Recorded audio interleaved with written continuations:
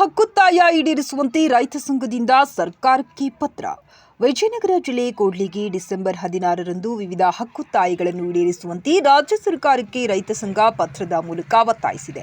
ರೈತರು ಕರ್ನಾಟಕ ರಾಜ್ಯ ರೈತ ಸಂಘ ಹಾಗೂ ಹಸಿರು ಸೇನೆ ನೇತೃತ್ವದಲ್ಲಿ ಕೂಡ್ಲಿಗಿ ತಹಶೀಲ್ದಾರರ ಮೂಲಕ ಕಂದಾಯ ಸಚಿವರಾದ ಕೃಷ್ಣ ಬೈರೇಗೌಡ ಮತ್ತು ಕೂಡ್ಲಿಗಿ ಕ್ಷೇತ್ರದ ಶಾಸಕರಾದ ಡಾಕ್ಟರ್ ಎನ್.ಟಿ. ಶ್ರೀನಿವಾಸ್ ಅವರಿಗೆ ಪತ್ರ ನೀಡಿದ್ದಾರೆ. ಮನವಿ ಪತ್ರ. ಕೂಡ್ಲಿಗಿ ತಾಲೂಕಿನ ಅನಾಧೀನ ಭೂಮಿಯಲ್ಲಿ ಅನೇಕ ದಶಕಗಳಿಂದ ಸಾಗುವಳಿ ಮಾಡುತ್ತಿರುವ ರೈತರಿಗೆ ಸರ್ಕಾರ ಶೀಘ್ರವೇ ಪಟ್ಟ ನೀಡಬೇಕು ಹಾಗೂ ಕೃಷಿಯೋಗ್ಯ ಭೂಮಿಯನ್ನು ಕಂದಾಯ ಸಚಿವರಿಂದ ಅನುಮೋದನೆ ಪಡೆದುಕೊಂಡು ಉಳಿಮೆ ಮಾಡುತ್ತಿರುವ ಯೋಗ್ಯ ಭೂಮಿಯ ಪಹಣಿಯಲ್ಲಿ ಶೇಕಡ 70ರಷ್ಟು ಕಲ್ಲು ಭೂಮಿ, ಈಚಲ ಭೂಮಿ ಎಂದು ಉಲ್ಲೇಖಿಸಿರುವುದನ್ನು ತೆಗೆದು ಕೃಷಿಯೋಗ್ಯ ಭೂಮಿ ಎಂದು ಉಲ್ಲೇಖಿಸಬೇಕಿದೆ. ಸುಮಾರು 2-3 ತಲೆಮಾರುಗಳಿಂದ ಉಳುವ ಭೂಮಿಯನ್ನು ನಂಬಿ ಅನುಭೋಗದಲ್ಲಿದ್ದು ಈವರೆಗೂ ಪಟ್ಟ ಪಡೆಯದಿರುವ ಸೌಲಭ್ಯ ವಂಚಿತ ಸಾಗುವಳಿ ರೈತರಿಗೆ ಶೀಘ್ರವೇ ಪಟ್ಟ ಕೊಡಬೇಕೆಂದು ಸರ್ಕಾರಕ್ಕೆ ರೈತರು ಹಕ್ಕೊತ್ತಾಯ ಪತ್ರ ನೀಡಿದರು. ತಹಶೀಲ್ದಾರರಾದ ಎಂ. ರೇಣುಕಮ್ಮರವರ ಮೂಲಕ ಕಂದಾಯ ಸಚಿವರಾದ ಕೃಷ್ಣ ಬೈರೇಗೌಡ ಮತ್ತು ಶಾಸಕರಾದ ಡಾಕ್ಟರ್ ಎನ್.ಟಿ. ಶ್ರೀನಿವಾಸರಿಗೆ ರೈತರು ತಮ್ಮ ಹಕ್ಕೊತ್ತಾಯ ಪತ್ರ ರವಾನಿಸಿದ್ದಾರೆ. ಈ ಸಂದರ್ಭದಲ್ಲಿ ಕರ್ನಾಟಕ ರಾಜ್ಯ ರೈತ ಸಂಘ ಹಾಗೂ ಹಸಿರು ಸೇನೆಯ ವಿಜಯನಗರ ಜಿಲ್ಲಾ ಪ್ರಧಾನ ಕಾರ್ಯದರ್ಶಿ ಕೆ. ಹಟ್ಟಿ ದೇವರಮನಿ ಮಹೇಶ್, ಬಳ್ಳಾರಿ ಜಿಲ್ಲಾಧ್ಯಕ್ಷರಾದ ಕೆ. ದೇವೇಂದ್ರಪ್ಪ, ಕೊಟ್ಟೂರು ತಾಲೂಕು ಅಧ್ಯಕ್ಷ ಎನ್. ನಾಗರಾಜ್, ಕೂಡ್ಲಿಗಿ ತಾಲೂಕು ಪ್ರಧಾನ ಕಾರ್ಯದರ್ಶಿ ಹುಲ್ಕುಂಟಪ್ಪ, ಸಂಡೂರು ತಾಲೂಕು ಅಧ್ಯಕ್ಷ ಶಾಂತಕುಮಾರ್, ರೈತ ಮುಖಂಡರಾದ ಹೊನ್ನೂರಪ್ಪ, ಶಂಕರಪ್ಪ, ಅಂಜನಪ್ಪ, ಭರಮಪ್ಪ ಸೇರಿದಂತೆ ಕೂಡ್ಲಿಗಿ ಪಟ್ಟಣ ಸೇರಿದಂತೆ ತಾಲೂಕು ಹಾಗೂ ನೆರೆಹೊರೆ ತಾಲೂಕುಗಳ ಅನೇಕ ರೈತರು ಭಾಗವಹಿಸಿದ್ದರು. ವರದಿ ರಾಘವೇಂದ್ರ ಸಾಲುಮನಿ, ಕೂಡ್ಲಿಗಿ.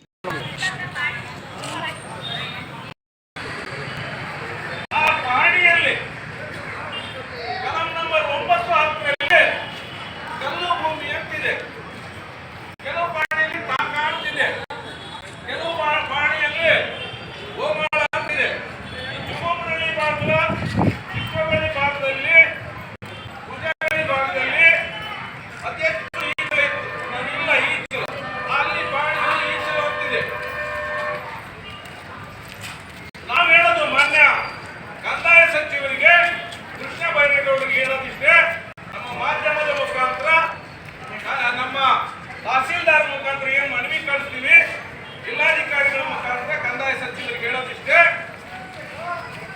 ನಮ್ಮ ಭಾಗದಲ್ಲಿ ಅತಿ ಹಿಂದುಳಿದಿರ್ತಕ್ಕಂಥ ಕೂಡ್ಲಿಗಿ ತಾಲೂಕು ಇಲ್ಲಿ ಒಬ್ಬ ರೈತರಿಗೆ 2 ಎಕರೆ 3 ಎಕರೆ ಬಿಟ್ಟರೆ ಅತಿ ಹೆಚ್ಚು ಭೂಮಿ ಇಲ್ಲ.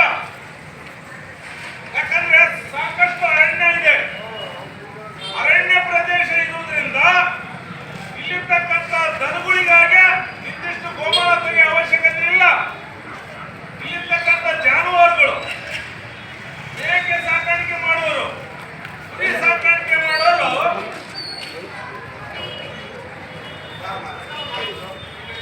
ಅಡವಿಯಲ್ಲಿ ಮೇಯಿಸ್ತಾರೆ.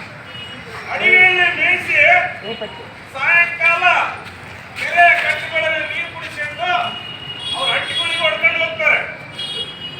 ಆದ್ರೆ ಉತ್ತರ ಕರ್ನಾಟಕ ಭಾಗದಲ್ಲಿ ಏನಿದೆಯಲ್ಲ, ಅಲ್ಲಿ 50 ಎಕರೆ 80 ಎಕರೆ 100 ಎಕರೆ ಜಮೀನ್ದಾರಿದ್ದಾರೆ. ಅಲ್ಲಿ ಯಾವುದೇ ಅರಣ್ಯ ಇಲ್ಲ. ಆ ಭಾಗದಲ್ಲಿ ಗೋಮಾಳಕ್ಕ ಭೂಮಿ ತೆಗೆದ್ರೆ ನಡೆಯುತ್ತೆ. ಮಾನ್ಯ ಕಂದಾಯ ಸಚಿವರು, ನೀವು 2,03,000